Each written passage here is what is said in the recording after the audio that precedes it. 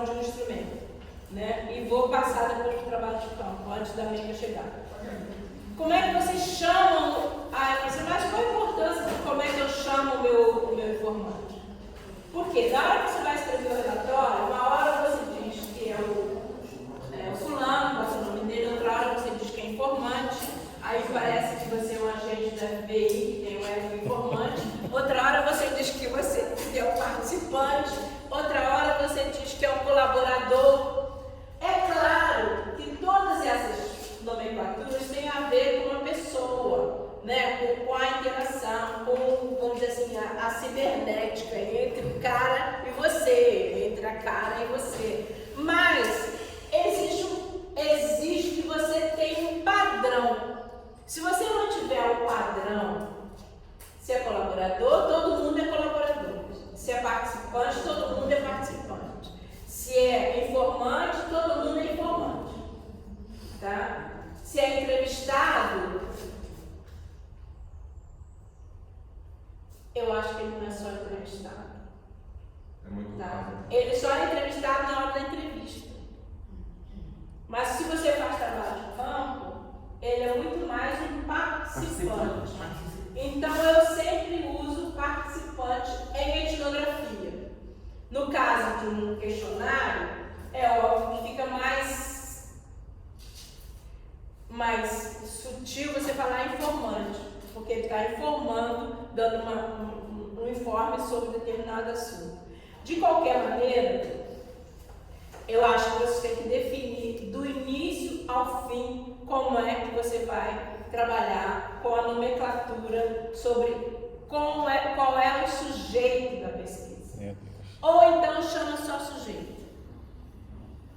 Tá? Sujeito da pesquisa. E aí tem o sujeito primário, que é aquele que você está falando sobre ele ou com ele diretamente. E tem o secundário, porque toda criança no ensino fundamental tem um pai, tem uma mãe e tem uma professora. Esses são os sujeitos secundários. Tá? Se você for utilizado. Não importa. Ele vai estar sempre em interação com essas pessoas. Então, são sujeitos secundários, independente deles serem usados ou não por você. Porque a informação que o seu participante, sujeito primário, dá, vem diretamente dessa interação com essas pessoas. Então você tem um sujeito primário, que é aquele sujeito, se for o professor, mas o professor tem um diretor, ele tem um orientador pedagógico, ele tem um marido, né? Tem uma mulher, tem um filho. Então, esse sujeito tem um ambiente, tem um prefeito da cidade, então tem todas essas pessoas, outras que são os sujeitos secundários. E você chama eles para a conversa do seu texto ou não, dependendo da utilidade dele para a sua escrita. Tá? Então, nunca deixe de colocar que existem sujeitos secundários. O sujeito primário é aquele diretamente. Aqui você não faz, para saber do sujeito primário, você não faz entrevista com ele, você faz com o pai. No caso, por exemplo, de uma criança com deficiência de fala. Você conversa, aliás, é uma coisa que a pessoa com deficiência física, por exemplo, eu tinha um amigo tetraplégico, que era tipo meu irmão mesmo. E ele era psicólogo e a gente discutia muito essa questão da entrevista. Ele falou, Carmen, a coisa que mais me irrita é que eu estou, sempre ele acompanhado de uma enfermeira, a gente passou uma enfermeira, ele falou assim, eu vou no médico, eu estou aqui com a minha enfermeira, que não sabe nada da minha vida, porque ela é diarista. Boa noite. Boa noite.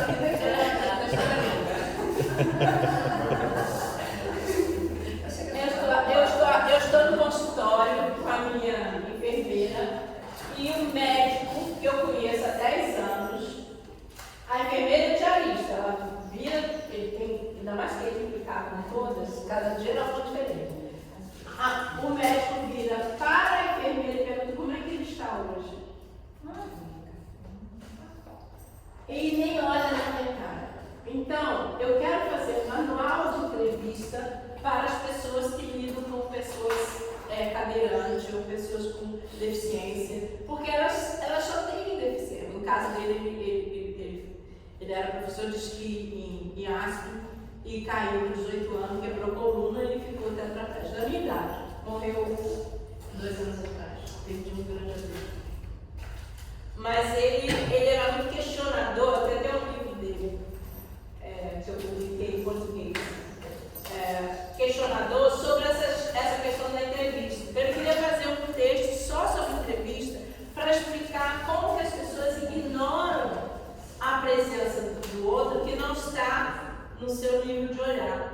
A Raquel pode muito conversar com a gente sobre isso, né? Então, como é que as pessoas ignoram a outra a partir da sua própria dificuldade. Aí, se ela está acompanhada da mãe da Sheila agora, isso deve ter acontecido com todos que têm uma certa deficiência, seja visual, seja auditiva, seja cadeirante, que a pessoa é ignorada na sua condição, sendo que ela é a única que sabe o que está passando. Ela é a única que é capaz de expressar os seus sentimentos. Né? Então, isso é uma questão para vocês que trabalham com deficiência, aqui no PPGC, de discutirem isso seriamente. A questão da entrevista com a pessoa que não tem visivelmente a capacidade ou a postura de ser entrevistado. Então, esse secundário passa a ser o primário, porque é ele que está passando a informação. E as pessoas com deficiência estão tão acostumadas a serem secundarizadas que elas não questionam. Como o meu amigo fala, ela não sabe nada de mim, não. Quem sabe sou eu.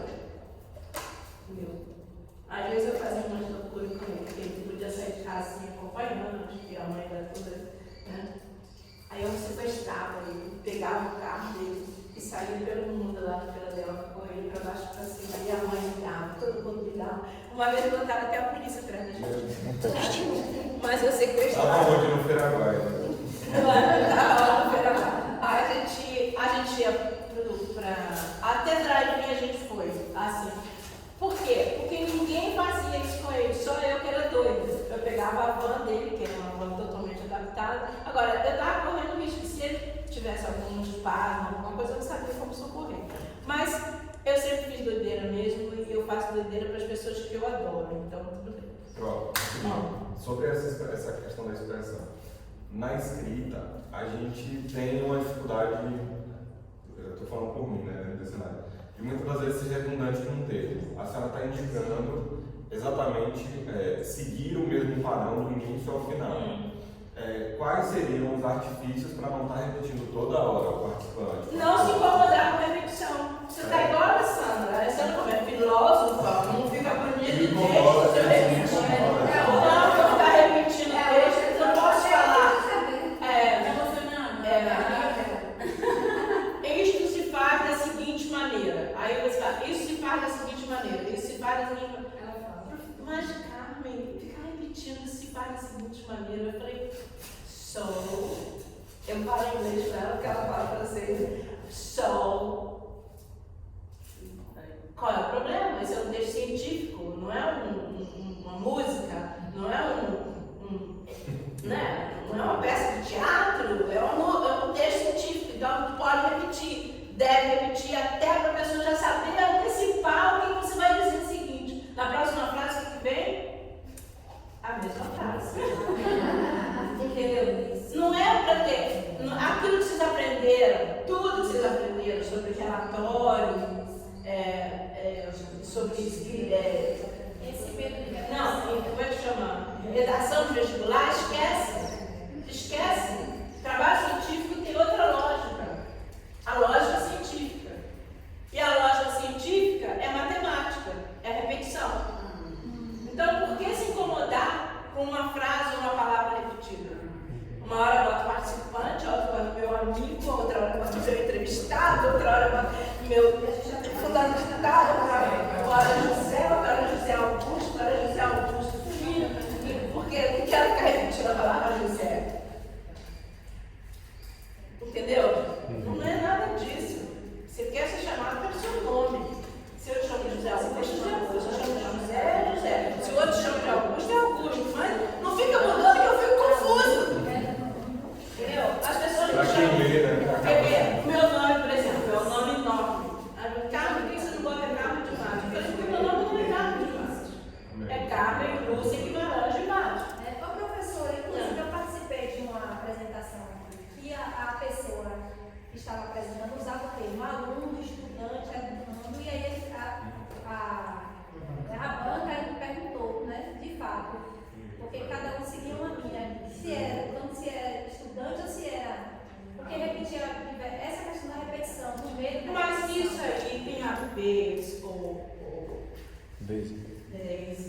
com uma coisa chamada modismo, com uma outra chamada politicamente correto.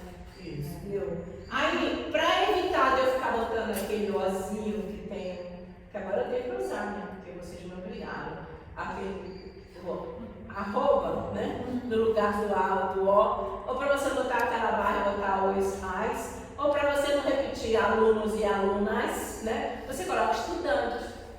Mas estudante não é masculino? Qual é a diferença de aluno para estudante? Nenhuma, mas aí fica parecendo que está politicamente correto. Tá? É só isso, não tem diferença nenhuma. Tem Então, desgraça. tudo bem que vocês queiram as coisas Ainda tem modernas, agora aluno tudo aí. bem que vocês queiram as coisas... Tem algumas coisas que eu acho que é absolutamente perfeito, porque o massacre que foi feito aos negros, aos indígenas, aos quilombolas, precisa ser chamado a atenção, mas num determinado contexto. Em outros, não há necessidade, porque é óbvio que a pessoa está respeitando aquele grupo, mesmo falando de estudante. Eu preciso falar de estudante quilombola do quilombo tal, porque é contra o quilombo tal. Né? Se você falar o quilombo de tal e não falar o quilombo tal, você vai estar chocando, porque um não fala a mesma língua que o outro. Então, você tem que especificado especificamente. Você não consegue fazer. Agora mesmo, eu estava lendo um projeto do Cris, falei, Cris, não pode usar o nome da escola. Ele falou, mas só tem uma. Eu falei, e daí? As pessoas que vão buscar, né, a quantidade de escolas. E daí? Você vai ver que só tem feira de Santana. Só tem feira de Santana. Aí vou ter que tirar o termo. A pergunta é, você está escrevendo só para as feiras de Santana? Não, você está escrevendo para o mundo. Então o mundo não sabe. Entendeu? O mundo não sabe. Então não vai colocar. Coloca só escola militar. Colégio militar de uma cidade, uma metrópole da Bahia. Tá? Não vai descobrir nunca. Por quê? Você tem a obrigação ética de proteger o seu informante, o seu participante, o seu sujeito. E o local que você está investigando. Depois de 10 anos, eu dou 20. Porque eu já sei que 20 eu consigo chegar. Antigamente eu dava 10, porque eu achava que eu ia chegar aos 20. Agora, depois de 20 anos, eu tiro. Você não ri não, porque você vai chegar lá também. Depois de 20 anos eu tiro e uso o nome original das pessoas. Por quê? As pessoas já estão adultas, as pessoas já estão velhas, já morreram. No meu caso, já morreram todos, porque todos são vítimas do fracasso escolar e morrem. Né? No caso da minha tese, com certeza, são 64. Eu não quero ser, eu quero ser da casa. Eu quero ser um sucesso escolar.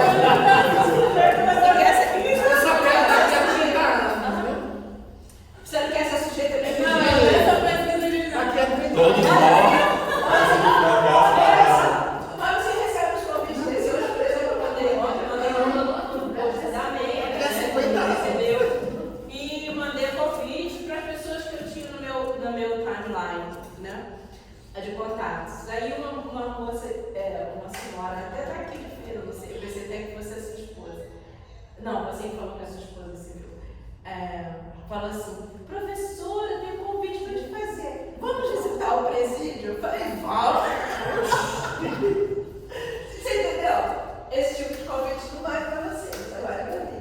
A mulher com felicidade, vamos visitar o presídio? Eu falei, vamos.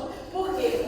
Numa apresentação, a menina ouviu falando que ela trabalhava no presídio, como ela trabalha também, com certeza não tem muita gente que quer ir lá, né, ver o trabalho dela. Ela se convidou, assim, uma felicidade, né? Então, é isso que acontece quando você trabalha com essas coisas que eu trabalho. Então, aqui tem uma questão problemática que é como é que você chama, parece uma coisa trivial, mas não é, tá? A outra coisa é que são os elementos da entrevista. Você não pode simplesmente chegar de cara e começar a entrevista. Você tem que se apresentar, você tem que ter. Mas tem que treinar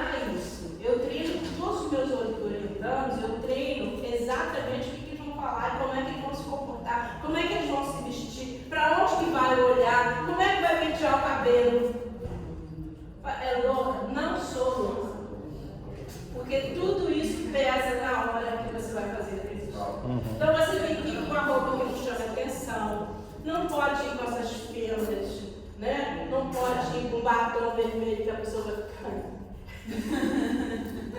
com o olho todo, né? Você não pode ir com óculos, né, de gata, assim. Você tem que se comportar visualmente. A voz não pode ser estridente, tem que ser uma voz mansa, senão a pessoa fica assustada, né? Você tem que falar, como vai? Tudo bem? E olha, como foi a senhora hoje? Né? Se tiver na hora do café, você se junta no café antes da entrevista. Eu sou professora pesquisadora que vim fazer entrevista com vocês aqui hoje. Mas o que você está trabalhando? Aí você inventa, lá um delegado estava fazendo pesquisa sobre os maltratos dos meninos, óbvio, né? Eu falo, não, minha pesquisa é sobre metacognição. Como é que o aluno aprende a aprender? Mas era sobre como é que o aluno aprende a aprender, desaprendendo, porque ele apanhava o dia inteiro, né? Então, minha pesquisa, o nome da pesquisa é metacognição em situação de presídio. Nome bonito. Bonito. Embora que ninguém sabe o que é. Então é perfeito. Em 1999, isso era perfeito. Isso é uma pesquisa sobre o quê? Metacognição. O que é metacognição, professora? Como é que se aprende a aprender? Eles deviam perguntar, será que a gente aprende alguma coisa aqui, né? Mas a gente vê o que eles aprendiam. Eles aprendiam a apanhar, né? Aprendiam a se comportar, E a gente fez essa pesquisa e fomos os únicos sobreviventes, porque a pesquisa foi paga pelo Ministério da Justiça, pelo Sistema de Justiça do Rio de Janeiro. Naquela época tinha o Ministério dos Direitos Humanos, tá? Um dinheirão que eu só recebi 100 bolsas. Mas era uma bolsa que era o dobro do dinheiro que a universidade pagava. E nós gastamos tudo com os alunos, eu não tinha dinheiro, só recebi um dinheiro para fazer um dinheiro. Mesmo assim, eu tive que correr para fora do Brasil, porque estavam pensando em morte, depois que eu terminei o trabalho. Enfim, é porque eu coloquei o diretor acadêmico. Eu ia perguntar o que foi. Não, eu não, eu descobri depois. Ele era pedófilo e pegava os meninos no escritório dele. Não tem no meu texto, mas ele foi preso e nunca mais foi exercer mas ele, como tinha curso superior, foi solto. Outro estado, né? Foi solto. Mas ele foi preso, foi tirado da situação de passar os meninos por ele, porque ele tinha que passar por ele, Eu desconfiei e mandei a federal ir atrás dele, ele acabou sendo pego com filmagem e tudo. Isso. E aí é claro que eu e a minha equipe fomos ameaçados de morte. Mas isso são nossos ofícios. Então, como vocês já viram, eu já passei por muito mais coisas do que simplesmente ser denunciado por alunos. Mais forte. Então, não está sendo fácil, não. Saudações. Explicar o que é etnografia. Explicar qual é o seu trabalho. Explicar quais são as perguntas que você vai fazer. Mostrar a gravação. Mostrar qual é o instrumento de gravação. É um gravador, funciona assim, você pode desligar. Geralmente eu pego o iPad agora, que eu tenho esse iPad, eu boto na frente da pessoa e falo assim: a hora que você quiser parar de gravar, é só você apertar esse botão aqui. Nunca tive ninguém que desligasse, mas funciona muito bem porque eu dou total autonomia ao sujeito de desligar o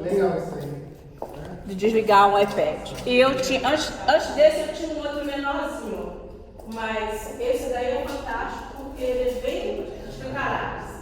E o gravador, não confie num instrumento só, nunca. Tem a câmera aqui, o iPad aqui junto e o gravador pendurado no seu pescoço.